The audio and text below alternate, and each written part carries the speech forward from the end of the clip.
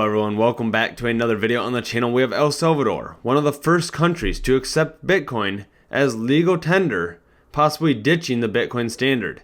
And so we're going to be talking about that in this video. If you enjoy this content, do me a favor and hit the like button and subscribe for future videos. And so let's go ahead and jump right into it here. Let's take a look at why El Salvador may be ditching Bitcoin. And so the IMF reaches an agreement with El Salvador for a $1.4 billion loan here.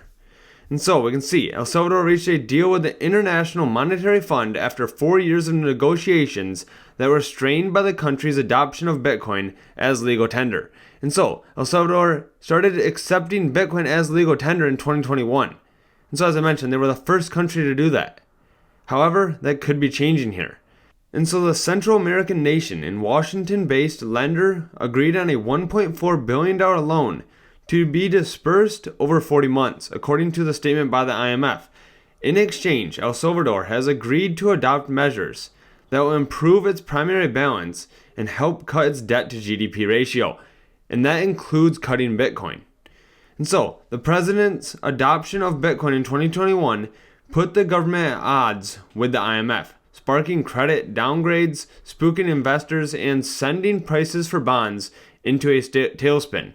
And so the IMF did not like this when El Salvador started accepting Bitcoin as legal tender. And so in addition, the government's participation in the local crypto wallet known as Chivo, a project that has been fraught with technical difficulties, will be gradually unwound. And so they're going to be ditching their Chivo wallet that they have created. Now the Chivo wallet was created in September of 2021, and it promised $30 worth of free Bitcoin to people who signed up. The offer, which represented about a day's wages at that time, attracted more than 3 million signups, but long-term usage and adoption has floundered. The country's central bank said in 2022 that fewer than 2% of all remittances had been sent using digital wallets since launch. And so I've always said Bitcoin is a great store of value, very similar to gold, right? There's only 21 million coins ever to exist. However, I do not think that Bitcoin is a great use of transactions, right?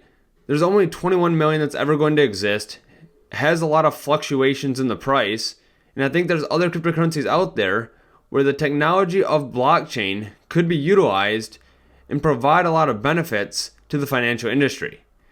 So I think Bitcoin's a great store of value. However, El Salvador may be finding that out, right? They started adopting Bitcoin as legal tender, and they have been using it and testing it for over 3 years. And as they mentioned right here, less than 2% of all remittances had been sent using digital wallets since the launch. And so it shows that there's not a lot of people using Bitcoin. And so that's going to be changing here based on the agreement that they have with the IMF here. And so let's go ahead and take a look at that here. Let's see what's going to be changing with Bitcoin. And so this is from the IMF's website here. We can see that the potential risk of the Bitcoin project will be diminished significantly in line with fund policies. Legal reforms will make acceptance of Bitcoin by the private sector voluntarily. For the public sector, engagement in Bitcoin-related economic activities and transactions in and purchases of Bitcoin will be confined. Taxes will only be able to be paid in US dollars, and the government's participation in crypto e-wallet Chivo will be gradually unwound, right? And so the IMF is requiring them to slow down their adoption of Bitcoin for that $1.4 billion loan. And so, is El Salvador really stopping holding Bitcoin, right? I mean, obviously we know that they're going to have to stop pushing the legal tender of Bitcoin. It's not going to be required anymore, even though we have not seen a lot of adoption of that. We can see that the e-wallet here is going to start being unwound, something that they have been building up over the last couple of years. And so we could start to see El Salvador dwindle down on their Bitcoin holdings. And that's going to be something to be paying attention to, right? We're seeing the adoption of Bitcoin getting pulled back in El Salvador. They're not going to see as many transactions. It's not going to be required as legal tender anymore. And so just a couple of days ago, we had the president of El Salvador here post the wallet balance of their Bitcoin holdings at $632 million. Now they're in profit over $362 million from buying Bitcoin. If we go ahead and take a look at their wallet here, we can see today, since Bitcoin's price has dropped down, they're at about $604 million.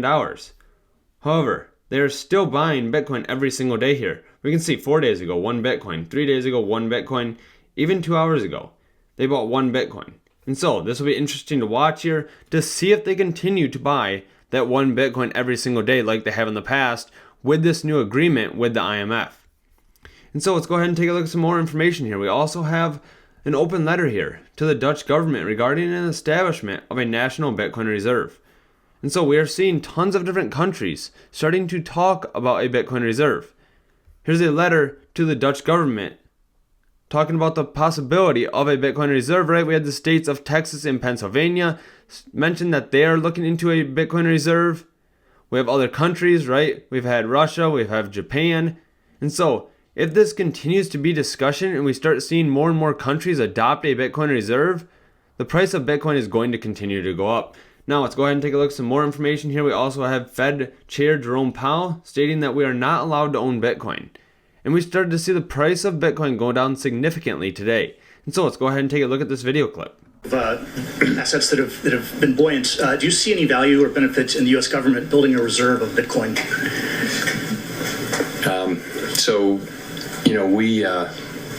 We're not allowed to own Bitcoin. The Federal Reserve Act says what we can own, and we're not looking for a law change. That's the kind of thing for Congress to consider, but we are not looking for a law change at the Fed. And so we can see there that Fed Jerome Powell stated that they are not allowed to own Bitcoin. And so, that could change, right? He said that's something for the Congress to evaluate. And so if they want to push to own Bitcoin, that could be something that changes in the future. We also had the Dow plunging more than 1,100 points after the Fed projects fewer rate cuts next year. And so many people were expecting a lot more rate cuts to be coming. However, today, Fed Jerome Powell mentioned that rate cuts are going to be limited. And so let's go ahead and take a look at Rational Root here. Just taking a look at the overall market and where we are at here. And so in comparison to previous bull markets, 2017, 2021, and now 2024, we can see where we are at, right? 2 years early bull market. And so these are all very similar. However, we are getting very close to the full-blown bull market here. And so if we follow previous cycles, which we have in 2021 and 2017, we can see there's still a lot of upside movement. This is the biggest part of the bull cycle, right? Coming up over the next 300 and so days. And so that's something to be paying attention to. And so if we go ahead and take a look at another image here from Rational Root, we can see the halving progress. And so we can see right here, right? The progress that we have made so far, 16% with the halving number 4. And so after that, we can see all of these blue dots. These are new all-time highs. And so we can see in 2017 and 2013 here, we can see the new all-time highs we made after the halving. We can see the new all-time highs in 2017. And then we can see the new all-time highs we had in 2020. And so we are just breaking out of that zone, right? We can see here where we are heading. And some of that happened way after, right? Back in 2013 here, we can see it took a while. We can see again where we were at in 2017. And then in 2020 here, we had COVID. And so that may have played a role here on the peak for Bitcoin. And so I do think that Bitcoin has still a lot of upside potential with the discussion of the Bitcoin strategic reserves. However, I think there's more upside potential in altcoins, especially as we start to see the implementation of some altcoins, right?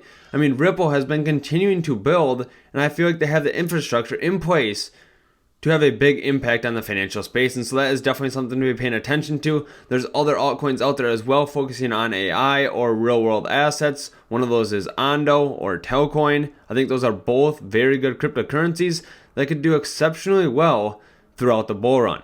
And so if you enjoyed this video, do me a favor and hit the like button and subscribe for future videos. And as always, this is not financial advice. This is just my personal opinion. Thanks so much for watching. I hope to see you in the next video.